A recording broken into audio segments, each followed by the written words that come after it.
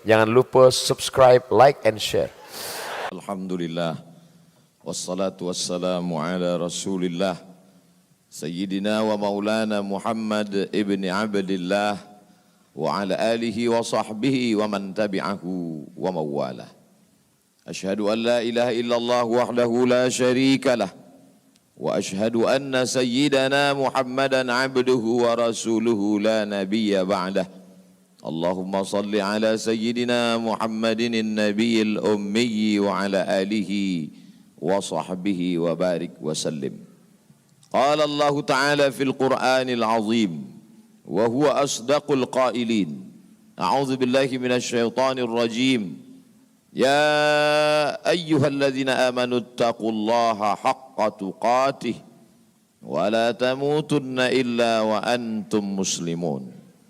وقال تعالى في آية أخرى يا أيها الذين آمنوا اتقوا الله وقولوا قولا سديدا يصلح لكم أعمالكم ويغفر لكم ذنوبكم ومن يطع الله ورسوله فقد فاز فوزا عظيما عباد الله أوصيكم ونفسي بتقوى الله وطاعته فقد فاز المتقون.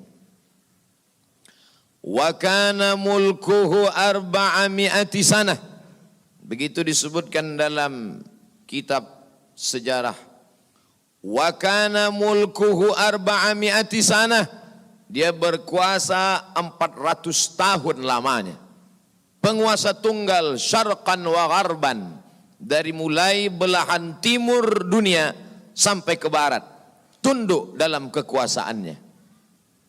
Lalu kemudian datanglah Nabi penyeru kepada tauhid menghadap penguasa yang hebat, raja segala raja di atas dunia. Menyembahlah kepada Allah. Lalu apa jawabnya? Dengan sombong dan angkuh dia berkata, Arabbun ghairi, Arabbun ghairi, adakah Tuhan lain selain aku? Adakah yang lebih berkuasa di dunia ini selain aku? 400 tahun membuat dia merasa bahwa dia Tuhan. Sampai-sampai keluar dari mulutnya, Arabbun ghairi, adakah Tuhan selain aku? Lalu kemudian apa yang terjadi? Allah subhanahu wa ta'ala mengirimkan ba'udah. Dalam Al-Quran Allah mengatakan tidak malu menciptakan ba'udah, nyamuk. Inna Allah la yastahi ayyadriba masalam ma ba'udah.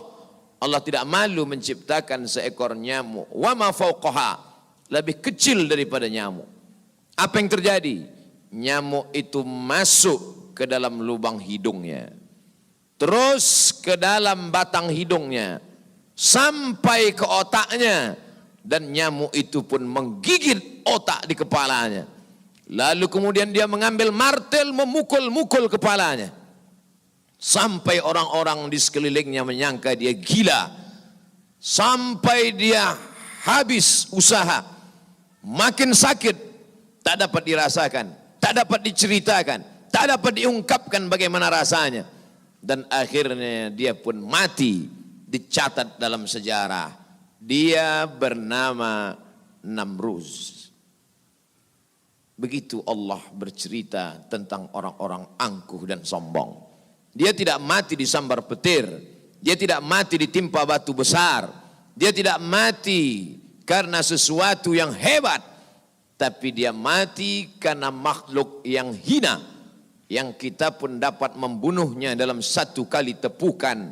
Berpuluh nyawa nyamuk akan mati. Tapi begitu Allah Ta'ala ingin menunjukkan kesombongan, keangkuhan orang-orang yang merasa dirinya Tuhan. Jawabannya adalah kuasa Allah Subhanahu wa Ta'ala. Hari berganti, musim berubah.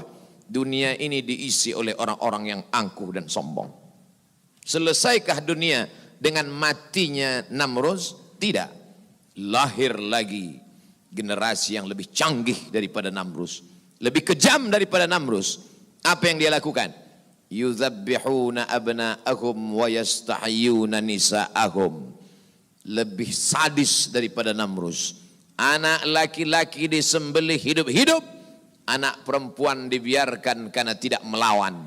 Anak laki-laki yang dia nampak dalam mimpinya akan menarik mahkota kekuasaannya. Anak perempuan dibiarkan melahirkan. Sampai pada akhirnya ketika dia berkata dengan lantang, kalimat berbeda, substansi makna yang sama.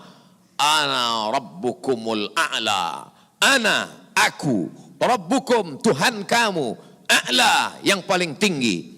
Ternyata kekuasaan boleh bisa merubah makhluk merasa menjadi khalik. Orang kalau sudah terlalu lama berkuasa, melihat manusia tertunduk-tunduk ketakutan, maka berubah dalam dirinya, berkata, kaulah yang paling berkuasa, engkau adalah Tuhan. Itu pernah terjadi pada Namruz dan menular kepada Parau. Al-Quran menyebut dia Fir'aun. Ana, aku, Rabbukumul a'la, Tuhan kamu yang paling tinggi. Bagaimana cara Allah mematikan Fir'aun? Diceritakan dalam Al-Quran. Falamma adrakahul gharaqu, ketika dia tenggelam di tengah laut merah, masuk air itu ke dalam tenggorokannya dan masuk ke dalam lehernya, terus ke dalam dan masuk ke dalam paru-parunya. Sebodoh-bodoh anak kecil tidak akan ada air masuk ke dalam paru-parunya. Anak kecil yang belajar minum, kalau sampai air masuk ke dalam saluran nafasnya, dia pasti akan tersedak. Tersedak adalah kuasa Allah. Kenapa? Karena ada saluran nafas, ada saluran minum. Udara tidak akan mungkin diisi air, karena kalau sampai air masuk ke saluran udara, maka hancurlah paru-paru. Allah ciptakan satu kuasa bernama tersedak. Tersedak adalah kuasa yang paling ringan. Anak kecil yang tak ada daya upaya pun pasti akan tersedak. Tapi Allah ingin menunjukkan kepada Fir'aun, jangankan untuk menggenggam dunia, jangankan untuk membunuh Musa, jangankan untuk mengejar Bani Israel, untuk tersedak pun kau tak kuasa, wahai Fir'aun. Apa yang terjadi? Fir'aun mati. Kenapa Allah mematikan Fir'aun dengan air? Kenapa tidak dengan batu? Kenapa tidak dengan petir yang menggelegar? Mengapa dengan air? Karena dulu bayi yang tak berdaya itu dihanyutkan ke tengah air. Wa auhayna ila ummi Musa, kami wahyukan, kami ilhamkan, kami bisikkan ke hati ibu Musa, an ardi'ihi, susukan anakmu. Fa in khifti alaihi, kalau kau takut anakmu ini akan disembelih Fir'aun, fa alqihi fil yammi, hanyutkan dia ke sungai. La takhafi, jangan kau takut, wala tahzani, jangan kau sedih, inna radduhu ilaiki, kami akan mengembalikannya kepada engkau sesuai dengan cerita yang kami kehendaki. Waja'iluhu minal mursalin, dan kami akan menjadikan dia salah satu daripada rasul yang kami pilih. 5 di antara rasul itu, salah satunya adalah Musa alaihi salam. Musa, bayi yang tak berdaya, dicampakkan ke laut, dicampakkan ke sungai Nil, selamat. Bayi yang tak dapat berenang, bayi yang tak ada kuasa, bayi yang tak ada daya upaya, selamat di atas air. Tapi penguasa, raja di atas raja, segalanya bukti-bukti kuasanya sampai hari ini menjadi bukti. Satu di antara 7 keajaiban dunia adalah piramid yang dibangun oleh Fir'aun. Tapi ternyata air yang dulu menyelamatkan bayi Musa, air yang sama menenggelamkan Fir'aun yang amat sangat berkuasa. Sekali lagi Allah ingin bercerita kepada manusia bahwa mudah bagi Allah melenyapkan makhluk-makhluk yang sombong, yang merasa diri gagah perkasa. Manusia yang terkena penyakit amnesia, terlupa bahwa dia hanyalah makhluk, paru-parunya ciptaan Allah, udaranya titipan Allah, hembusan nafasnya dan tarikannya semua atas kuasa Allah. Mestinya dia berkata, la haula wa la quwata illa billah. Berakhir episode Fir'aun. Selesaikah dunia? Tidak. Muncul lagi mereka yang sombong-sombong. Macam-macam nama sejarah mencatat. Abu Lahab dengan bangganya berkata, sebelum Abu Lahab datang, datang lagi seorang pria perkasa dengan tentara bergajahnya bernama Abrahah. Dia ingin memindahkan Ka'bah karena baginya bisnis di Makkah harus dialihkan. Nun jauh di Yaman berseberangan dengan Laut Merah menyeberang ke Afrika. Maka ini Ka'bah harus dihancurkan. Dia bawa pasukan bala tentara. Sampai akhirnya pasukan gajah tidak ingin bergerak. Gajah makhluk Allah, binatang, tahu mengenal Allah Subhanahu wa ta'ala. Dia paksa gajah itu berdiri dengan pawang-pawangnya. Akhirnya gajah itu berjalan karena amat sangat terpaksa dan di bawah tekanan. Sampai akhirnya apa yang terjadi? Datang Abdul Muttalib membawa kunci Ka'bah. Dia serahkan kepada Allah.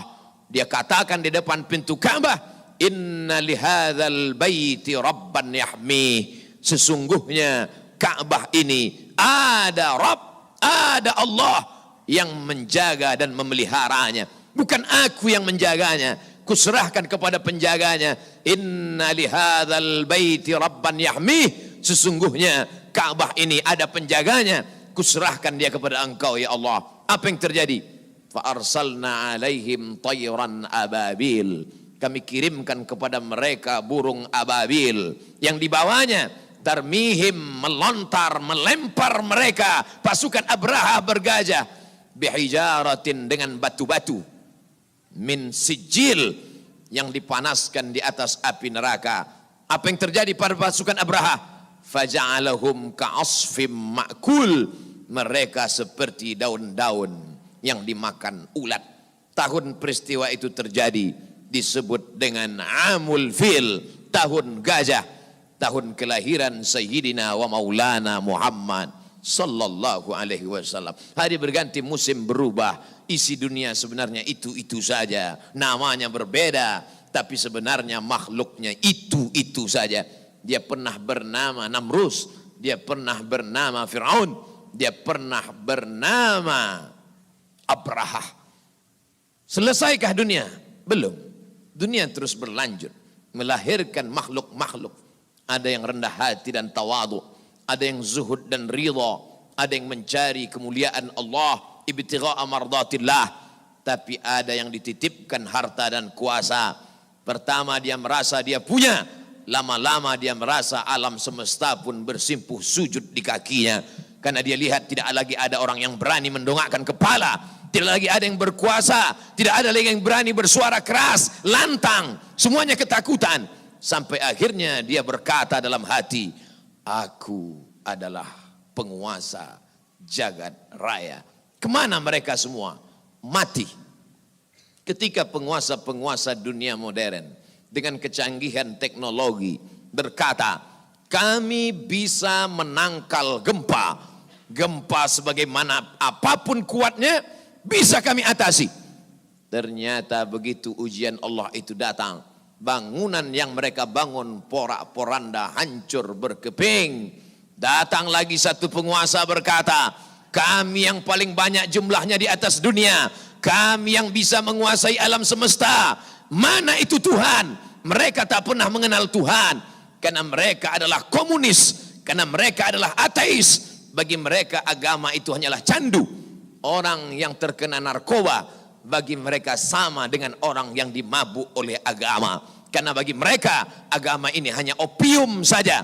Manusia yang stres, manusia yang depresi, lalu dia menjalankan agama. Agama bertentangan dengan komunis, agama bertentangan dengan keyakinan ateis. A tidak, T Tuhan, is keyakinan ateis, keyakinan yang meyakini tidak ada Tuhan. Mana itu Tuhan? Tidakkah kita melihat ucapan mereka sama seperti ucapan Fir'aun, yang keluar dari mulut mereka sama seperti yang keluar dari mulut Namrus? Mana kuasa Allah? Allah mengirimkan bakteri-bakteri kecil, kuasa itu pun roboh, hancur berkeping. Barakallahu li wa lakum fil Qur'anil azim. Wa nafa'ani wa iyyakum bima fihi minal ayati wa dzikril hakim. Wa taqabbala minni wa minkum tilawatahu. Innahu huwal ghafurur rahim. اللهم صل على سيدنا محمد وعلى آل سيدنا محمد.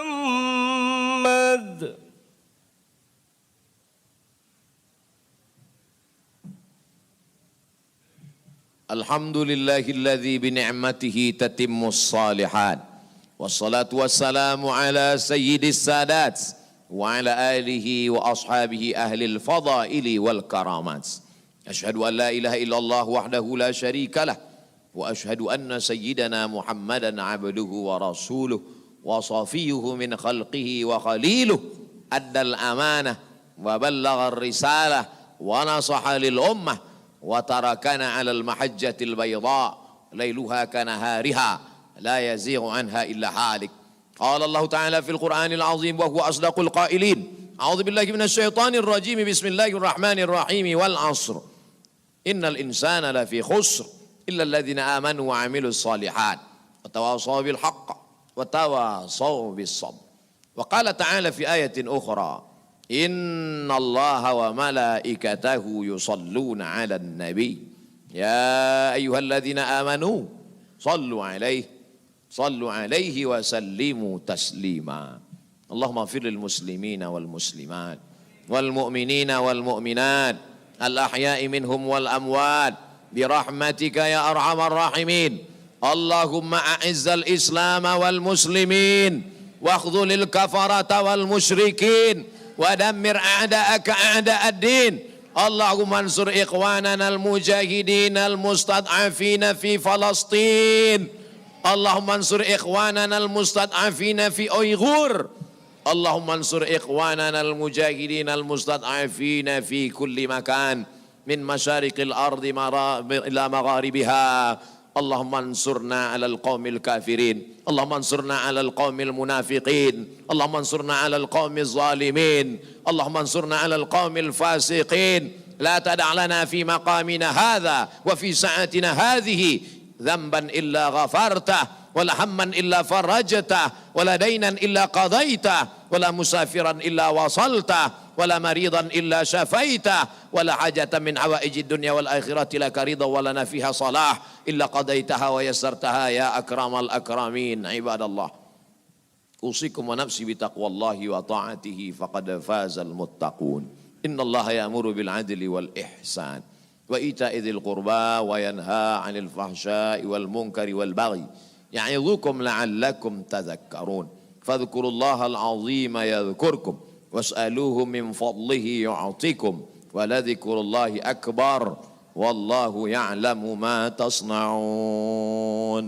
أقم الصلاة.